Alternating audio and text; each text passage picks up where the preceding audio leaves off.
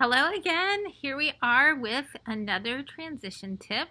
And this one I call fake it till you make it.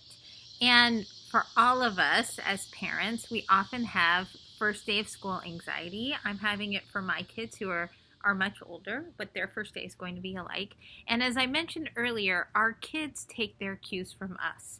So if we are anxious, if we are nervous, if we are crying, they are going to feel anxious and nervous and cry because we are their guideposts of how to feel. So this today's tip is to really talk positively about school.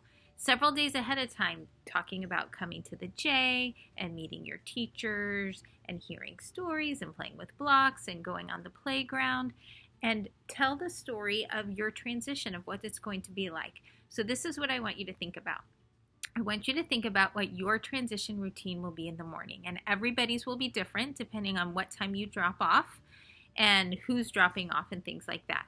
But just as an example, you can tell your child, Mommy's going to drop you off. I'm going to walk you into the classroom. We're going to say hello to the teacher. I'll play with you for a few minutes. And then Mommy's going to give you a big hug and say goodbye. And I'm going to hand you your teacher and I'm going to go to work. And I'll see you after nap. That's just an example. It can be anything. Talk to your child about it. Prepare them for the transition. Now, here's the thing. When you do your transition and you do it and you hold yourself together and you do it really well and your child starts screaming when you leave, what do you do? That's the question. Our first instinct for all of us is to immediately go back and to embrace our child. I want to tell you that that will make it more difficult for your child. Our teachers are ready to hold and love and really help your child through the transition. And so it will help your child and us is if you just say again, Mommy's going to work. I'll see you after nap. And you walk out the door. And then you know what? You can call the office as many times as you want. And I promise we will check on them for you. And we will not keep them at school miserable. If we need to call you to pick up a little early on the first day, we will. I had one of my children. I got a call on the first day of one of my daughters who I needed to pick up because she was inconsolable. And then she was fine after that.